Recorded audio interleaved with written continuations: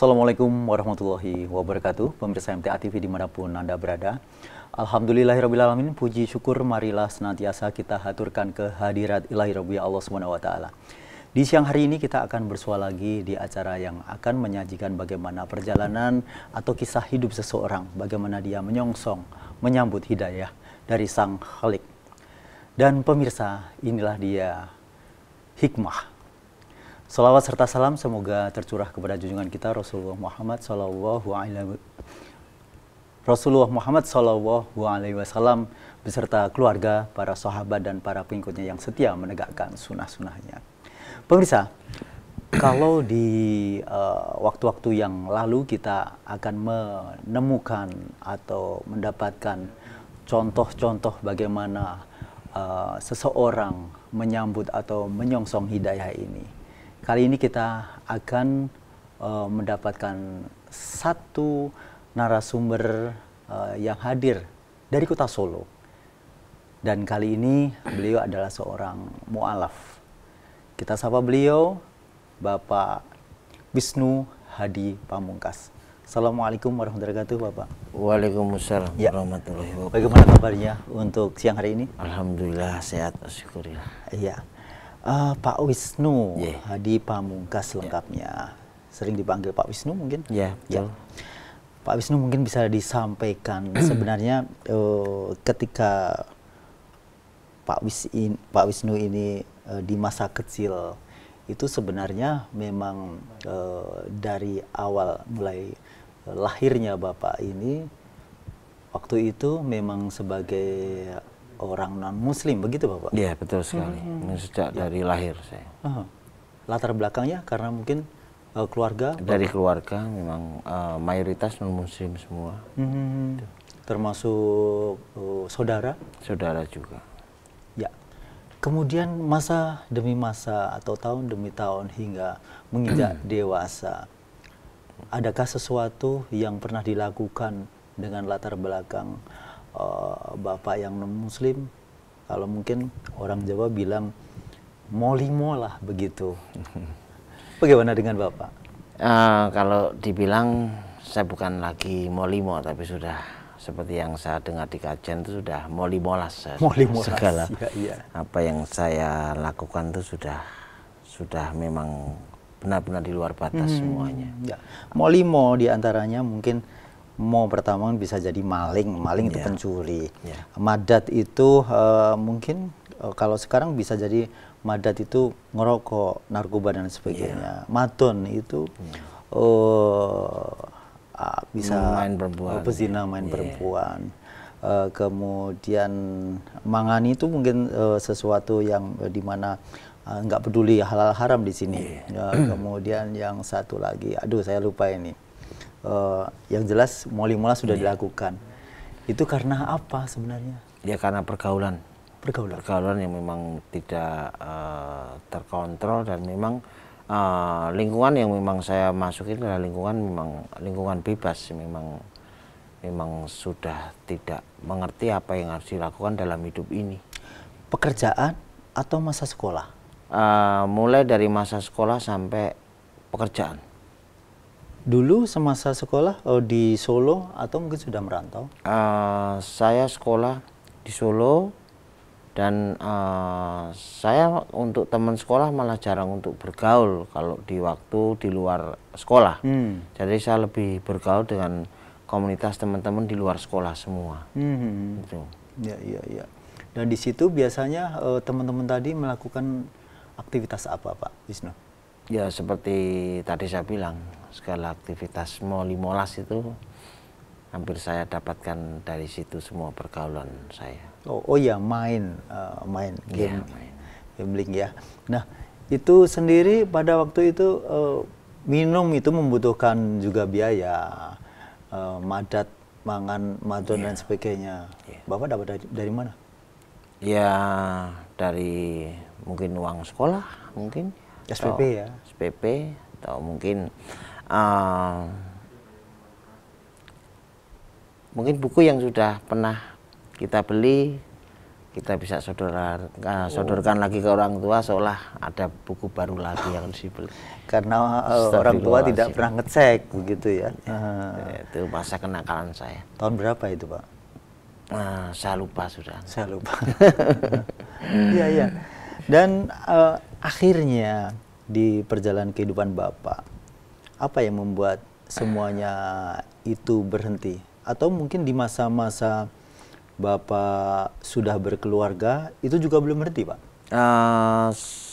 Di masa saya berkeluarga, itu belum berhenti. Tahun berapa itu, Pak, berkeluarga? Saya berkeluarga sekitar tahun 90-an ya, 91, 92. Kita segitu. Waktu itu Bapak usia berapa? Mohon maaf, saya sekitar tahun 89, 88 ya saya. Sekitar itu saya SMA kelas 3. Ya. SMA kelas 3, ya. Lulus kemudian menikah begitu? Iya. Oh ya, apa yang membuat menikah? Karena ada hal yang memang harus saya nikahi, karena satu perbuatan di luar nikah. Ya. Ya, mungkin di masa lalu bahkan hal itu menjadi satu hal yang sangat tidak biasa. Tapi sekarang banyak, mohon maaf ya, mungkin yang dimaksud MBA, married by accident begitu. Oh ya. Dan ini pemirsa dimanapun Anda berada, kita semuanya pasti tahu hal ini, dan kita sebagai orang yang memang idealnya adalah orang yang baik, pasti ini semuanya akan tidak ingin dilakukan. Tapi ini semuanya telah berlalu ya Pak ya. Sesuatu itu, dan alhamdulillah sekarang sudah mengenal Islam lebih baik. Namun sebelumnya itu saya akan masih menelusuri apa-apa yang pernah dilakukan oleh Bapak. Kemudian Bapak tatkala itu menikah, apakah Bapak waktu itu apakah langsung, mohon maaf, mu'alaf begitu? Tidak. Tidak. Bagaimana ceritanya? Pernikahan itu saat itu memang pernikahan secara non muslim, sesuai apa yang sudah ditentukan. Jadi saya alami pernikahan itu. Oh, berarti memang sama-sama non muslim? Sebelumnya dari istri dari muslim malah. Oh, malah muslim? Iya. Tapi ikut Bapak? Ikut saya. Dan memang saat itu saya tidak merasa, karena di masa saya tidak pernah membedakan saya mau ikut ke muslim enggak apa-apa. Istri saya mau ikut saya, ya silahkan. Saya itu. Dan pernikahan itu berlangsung sampai sekarang? Terakhir sudah sekitar 15 tahun yang lalu. 15 tahun yang lalu. Karena kita sudah tidak ada kecocokan, akhirnya kita pisah. Ya. Kemudian putra berapa waktu itu? Dari yang pertama 1. Oh, dari yang pertama? Ya. Berarti Bapak tidak sekali menikah? 2 kali, dan 2 kali gagal. 2 kali gagal? Ya. Mungkin kalau diperbolehkan, karena hal-hal yang menyangkut akidah atau bagaimana ini? Karena memang pernikahan itu tidak pernah saya pahami seperti apa yang sudah saya pahami saat ini.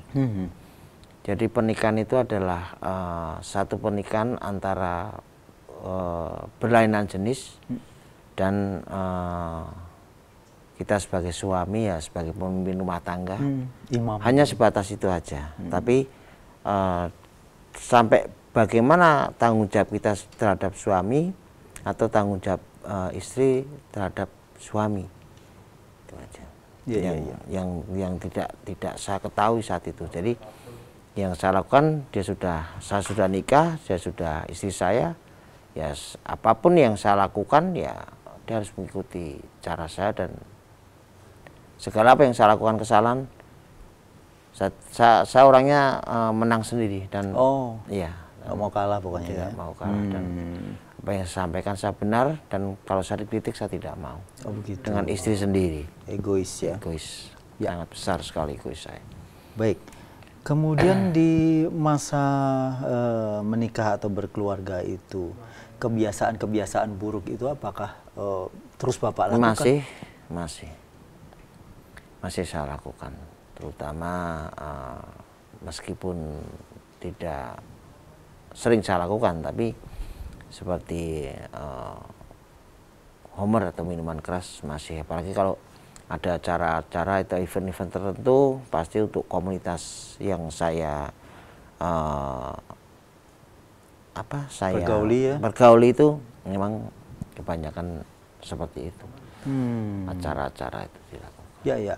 Dan istri tidak memberikan masukan, "Bu, sudahlah Pak, tidak usah." Sering sekali seperti itu. Sering Sekali. Tapi karena jiwa egois Bapak itu. Ya. Dan saya merasa segalanya saya bisa untuk dia. Waktu itu di Solo? Di Jakarta. Di Jakarta. Saya di Jakarta mulai tahun 94. 94 hingga? Hingga terakhir kemarin saya setelah sakit di tahun 2016 bulan November. Sakit? Iya. Waktu itu sakit apa Pak? Sakit darah tinggi dan memang ada ginjal, ada komplikasi. Ya, dibilang seperti itu. Dan apakah sakit itu sehingga Bapak membuat berhenti aktivitas-aktivitas yang lalu? Ya, harus berhenti dan karena saat itu sakit itu yang saya rasakan itu memang adalah satu teguran dari Allah Subhanahu wa Ta'ala dalam hidup saya saat ini. Waktu itu belum Muslim? Belum. Ya. Apa yang dalam pikiran Bapak? Terakhir saya sakit di bulan Oktober, tanggal 1 Oktober jam 9 pagi. Jadi saya bangun tidur, mata saya sudah rabun, sudah tidak bisa melihat apa-apa. Saya duduk di pinggir kasur, dari istri saya udah bilang, kaki saya sudah kesemutan semua. Istri saya udah bilang, saya manggil istri saya, "Dek, saya kelihatannya kena gejala stroke." Saat itu saya menyampaikan, saya sudah pelo. Sudah pelo, tidak bisa mengatakan itu. Akhirnya saya dibawa ke puskesmas, dikasih obat. Kalau nanti sampai jam 4 tidak ada reaksi, suruh langsung rujuk ke rumah sakit. Dan kebetulan jam 5 sore saya sudah langsung sesak napas, masuk ICU, langsung saya kritis 2 hari. Kritis 2 hari? Ya. Koma waktu itu? Koma, dan memang sempat jantung saya kelok.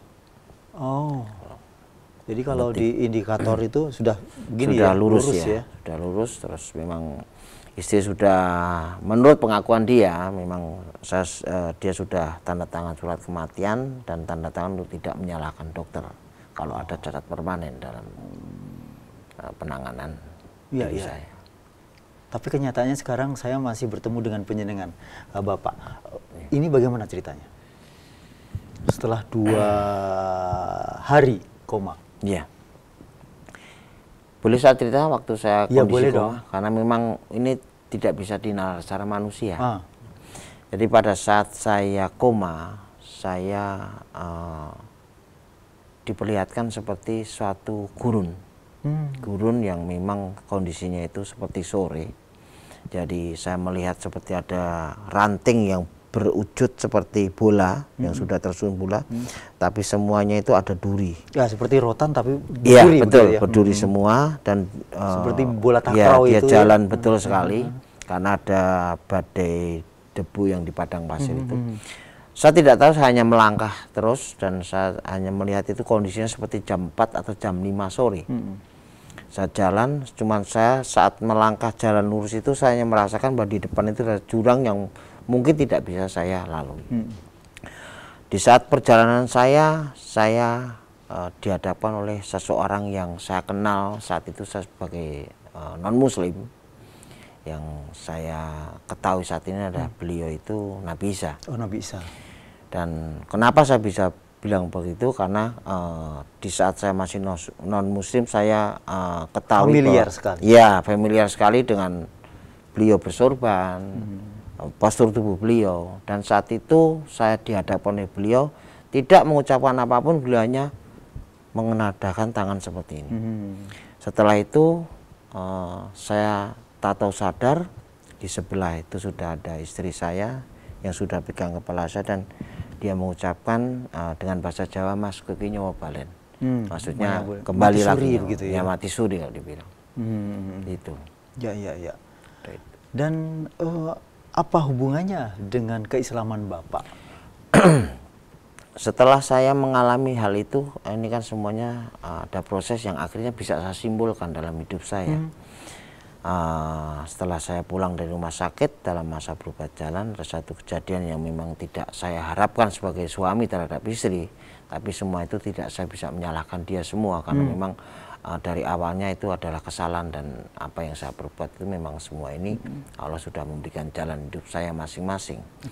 Jadi setelah itu saya pulang ke Solo, diantar oleh teman saya yang dari Jakarta, kebetulan dia juga orang Solo, rumahnya di belakang Ruki, ya situ. Saya diantar oleh dia sampai rumah tanggal 8 November. Setelah itu saya di Solo sudah ditunggu oleh kakak saya yang kebetulan. Oh, berarti waktu itu Bapak berpisah akhirnya dengan istri yang berpisah. Kedua tadi ya? Iya.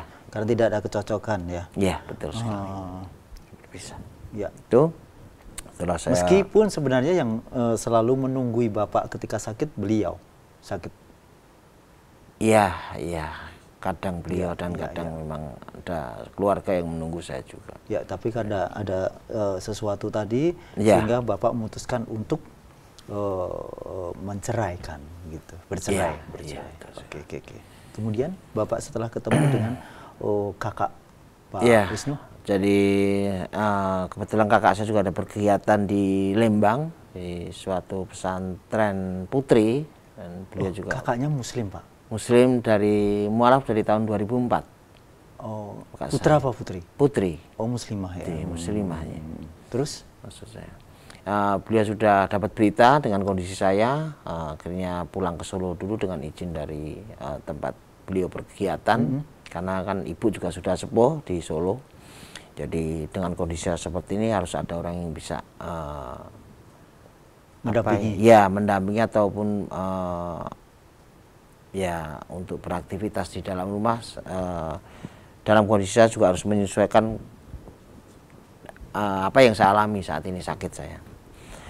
Nah, dari masa ke masa memang di waktu-waktu itu saya sudah tidak tahu harus kemana langkah saya berjalan, karena saya selalu memutuskan untuk tidak takut mati untuk bunuh diri. Bagaimana? Saya selalu ingin melakukan bunuh diri. Oh, pengen selalu bunuh diri begitu? Apa yang menyebabkan, Pak? Karena merasa sudah tidak berguna sebenarnya hidup seperti itu, Bapak merasa seperti itu? Terus sekali, Dan.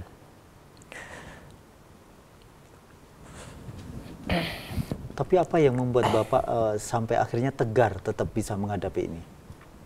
Karena saya sekarang takut mati. Takut mati? Ya, takut mati karena dosa saya masih banyak. Yang harus saya selesaikan di dunia ini. Ya. Kemudian apa yang sempat disampaikan kakak tadi kepada Bapak?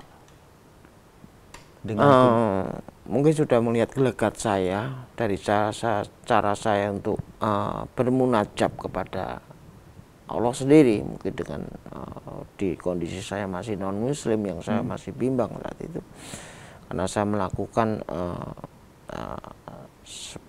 di non muslim ada satu doa dengan cara seperti tasbih juga, saya lakukan untuk tiap malam. Setelah saya selesai melakukan doa yang seperti pakai tasbih itu, saya baru menggunakan tasbih sendiri. Oh, saya jadi kakak waktu itu mengamati juga. Iya, mungkin sudah merasakan ada satu hidayah yang sudah masuk dalam saya, dan memang saya sudah mulai tidak terkontrol dalam kehidupan saya, dan mungkin hal-hal yang selalu keburukan selalu menghantui, membayangi saya terus, karena kejadian yang saya alami memang sangat sangat dahsyat, dan pertama selama saya hidup itu yang saya alami, dan imbasnya sangat luas sekali. Ya, dahsyat. Itu dahsyat sekali. Setelah di saat saya mendengarkan lagu-lagu rohani di radio ataupun di YouTube.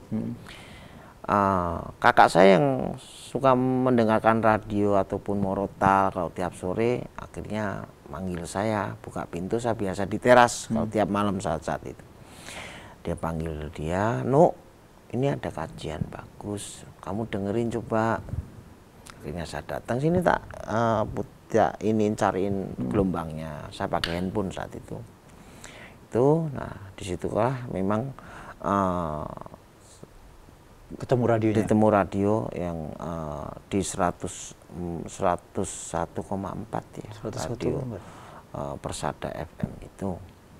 Nah di situ malam itu mungkin jam 9 atau jam setengah 9 ya. Tuh.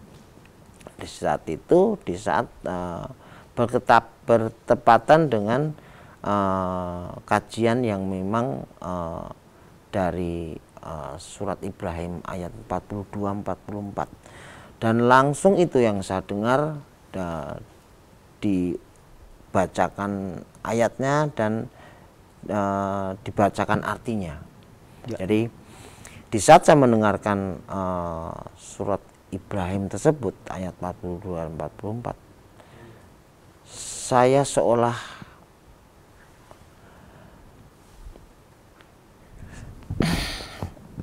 astagfirullahaladzim,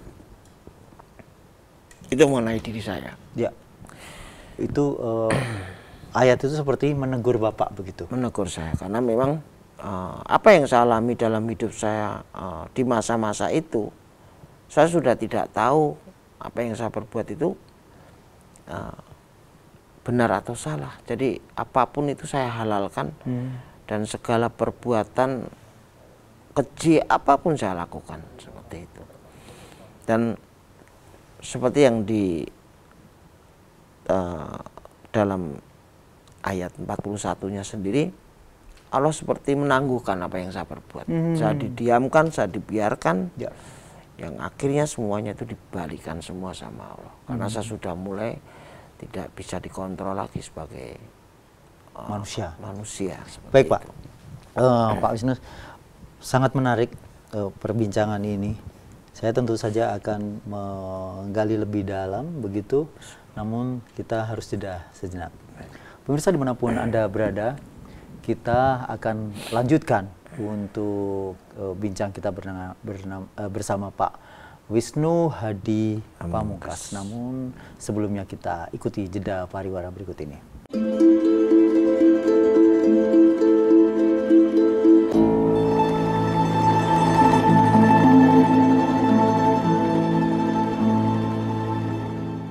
Baik pemirsa dimanapun Anda berada, Anda masih menyimak sajian hikmah untuk siang hari ini. Dan masih bersama narasumber kita Bapak Wisnu Hadi Pamungkas. Tentu saja saya akan berikan kesempatan bagi Anda yang ingin bertanya tentang beliau. Silakan di telepon 0271 6793000, SMS, WhatsApp ada di 08112 553.000. Baik Pak, kita lanjutkan lagi tadi terkait bahwa Bapak merasa Bapak dibiarkan oleh Allah Subhanahu wa Ta'ala untuk melakukan sesuka Bapak. Nah, dan ternyata Bapak merasakan bahwa itu semuanya memang ada sesuatu di balik yang diberikan Allah Subhanahu wa Ta'ala itu. Jadi seperti yang saya ulas di saat saya mendengarkan surat Ibrahim ayat 41-42 di radio Persada tersebut, itu yang saya dengar memang ayat yang terakhir di ayat 44 itu bahwa kita semua terbelalak di saat kita sudah di akhirat. Karena segala perbuatan kita yang akhirnya kita sudah tidak bisa berbuat lagi karena kondisi kita sudah di akhirat. Dan saat itu di ayat yang masih saya ingat adalah memohon kepada Allah Subhanahu wa Ta'ala untuk kembali ke dunia barang sebentar agar bisa melakukan kebaikan sebanyak mungkin. Tapi karena apa yang sudah mereka lakukan dan dibilang bahwa kita sudah terlanjur mati, tidak mungkin bisa hidup kembali. Ya, hanya penyesalannya. Ya, nah disitulah seperti saya tidak tahu apa yang saya rasakan. Kok ini seperti diri saya. Karena seperti yang saya sampaikan, saya mengalami sakit kritis dan seperti apa yang saya ceritakan, seperti saya diberikan kesempatan hidup oleh Allah Subhanahu wa Ta'ala untuk melakukan kebaikan sebanyak mungkin, dan saya tidak dimatikan dalam kondisi seperti itu. Dan saya merasa bahwa saya masih diperhatikan oleh Allah Subhanahu wa Ta'ala. Sekian banyak makhluk hidup yang harus Allah perhatikan. Disitulah saya seperti tergugah, terpanggil, dan akhirnya dalam waktu entah berapa lama, dalam waktu dekat itu saya minta kakak saya untuk mengajarkan saya sholat. Gitu. Ya. Jadi suratnya di surat Ibrahim ayat 41. Saya bacakan terjemahannya. Dan berikanlah peringatan Muhammad kepada manusia pada hari ketika azab datang kepada mereka. Maka orang yang zalim berkata, ya Tuhan kami, berilah kami kesempatan kembali ke dunia walaupun sebentar. Niscaya kami akan mematuhi seruan Engkau dan akan mengikuti rasul-rasul. Kepada mereka dikatakan, bukankah dahulu di dunia kamu telah bersumpah bahwa sekali-kali kamu tidak akan binasa? Begitu ya, itu ayatnya. Dan Bapak merasa terpukul sekali dengan ayat ini. Dan Bapak memiliki keyakinan bahwa itu tidak hanya sekedar kebetulan Bapak mendengar radio dan ayatnya yang dibacakan ini. Seperti itu ya, Pak? Iya, tidak kebetulan. Betul. Tidak merasa kebetulan. Tidak merasa kebetulan. Dan memang Allah akan memberikan hidayah kepada siapapun yang Allah kehendaki dengan cara Allah sendiri yang tidak bisa kita duga-duga. Itu aja. Semudah itu memang yang saya dapatkan dari Allah. Dan seperti yang saya bilang, setelah itu saya sudah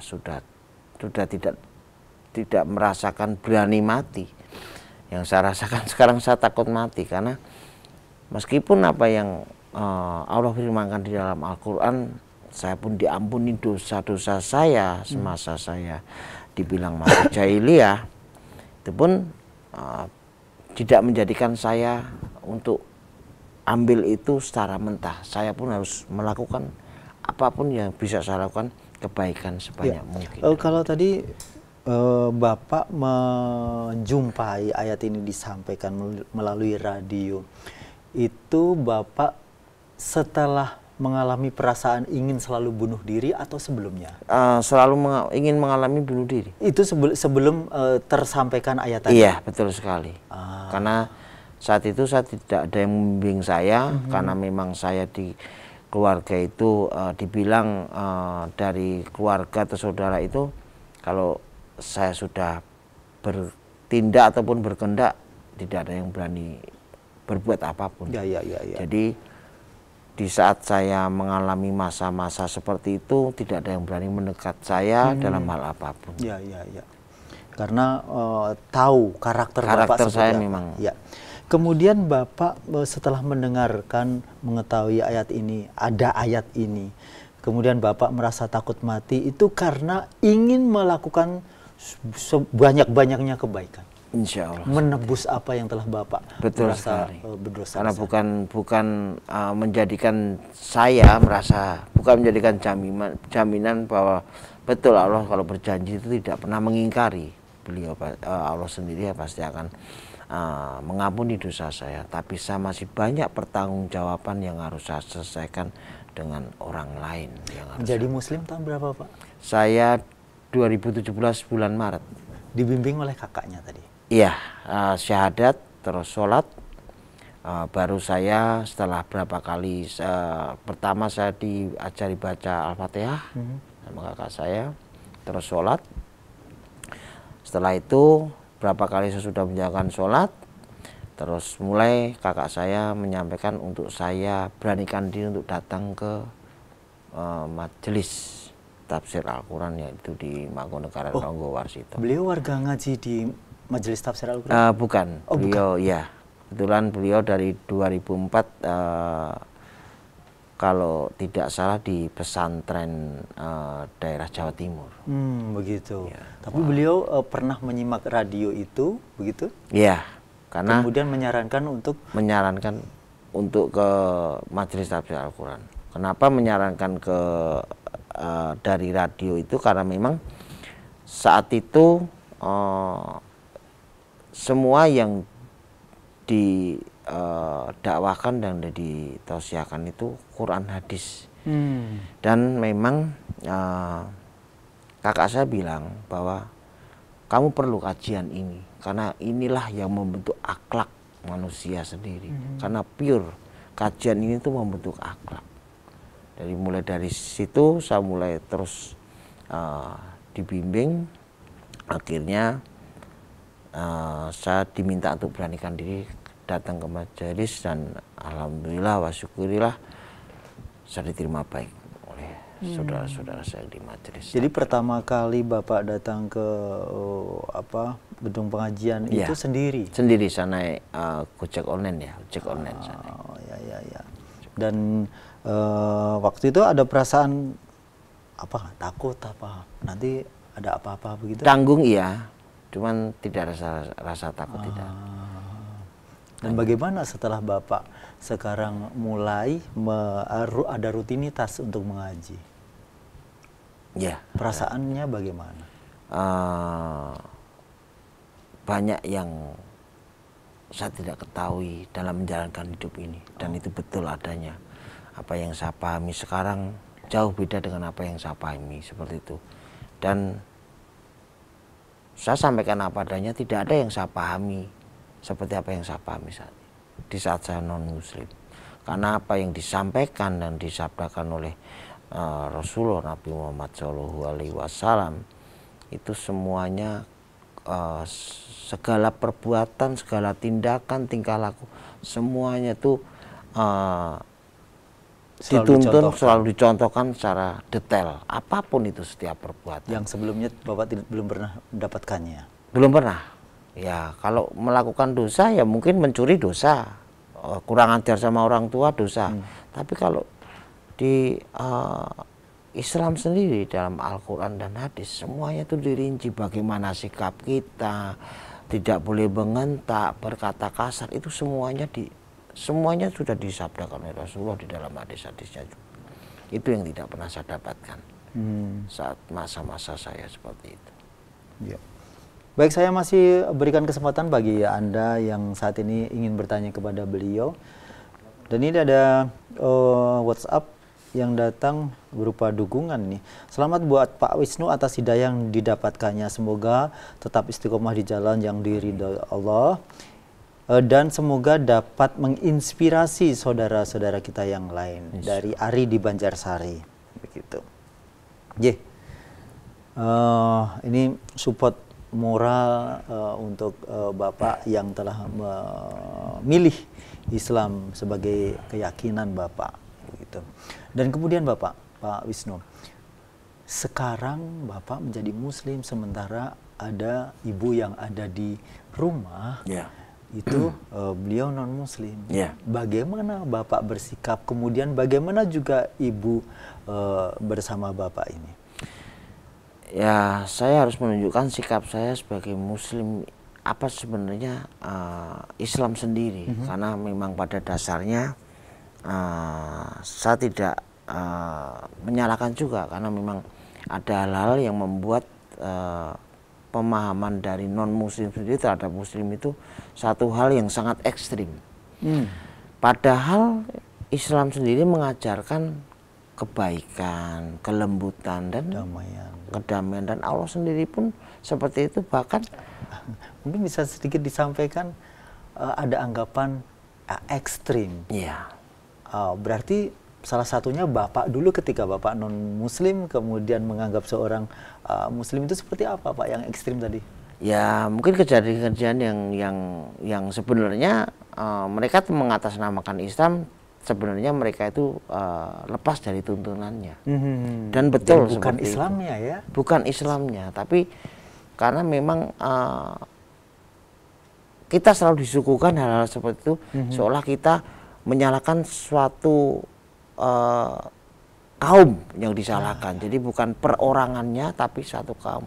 Karena tidak dipungkiri juga bahwa di Indonesia memang mayoritas Muslim. Tapi Islam sendiri tidak ada mengajarkan seperti itu sama Berarti sekali. pembentukan opini dari media ini sangat berperan besar ya Pak ya. Dan saya di dalam lingkungan saya, terutama terhadap ibu, saya pun menunjukkan apa yang saya pahami, apa yang Allah perintahkan dan apa yang Rasulullah tuntunkan, saya terapkan dalam hidup saya dengan perbuatan saya.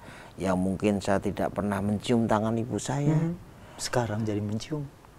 Ya, dan saya belum pernah selama saya mulai akhir balik dewasa mencium ibu saya pun waktu itu belum pernah. Tapi saya tahu itu semua dari Bagaimana kajian perasaan ibu ketika Bapak pertama kali mencium tangan ibu?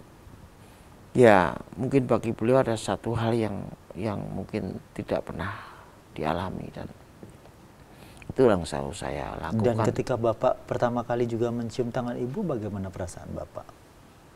Ya, saya seolah mendapatkan satu